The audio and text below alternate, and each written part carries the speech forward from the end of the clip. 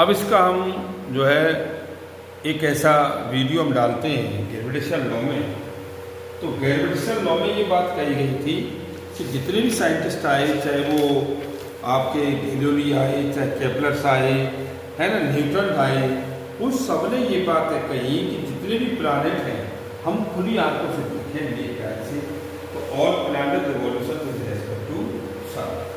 हमारे यहाँ जो आर्यभट्ट थे उन्होंने 500 साल पहले ये कह दिया था कि हमने ऑब्जर्वेशन किया है कि सारे प्लैनेट मैथमेटिकल रिलेशन से वो एक सर्कल में डे नाइट बनाते हैं। जब ये घूमते हैं तो ये अपने साथ डे नाइट की कंडीशन बनाते हैं, ये उनका मानना था। अच्छा, तो उसमें केपलर आए, केपलर ने अपने कुछ लॉ दिए।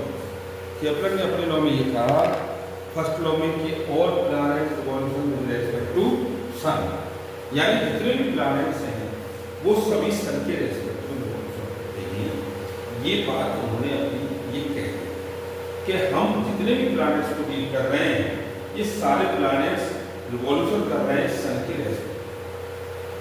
और जब रिवॉल्यूशन करते हैं तो उन्होंने ये देखा कि जो वैल्यू है उनकी सर्किल ये कहता है कि एवरी पॉइंट पर उसका रेडियस सेम रहना चाहिए, लेकिन ऐसा नहीं है।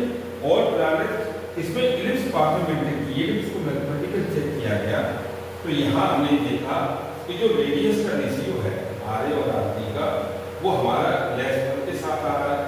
जब लेस 1 के साथ ये आता है तो हमें यहाँ इसकी वैल्यू 1 से कम नजर आई।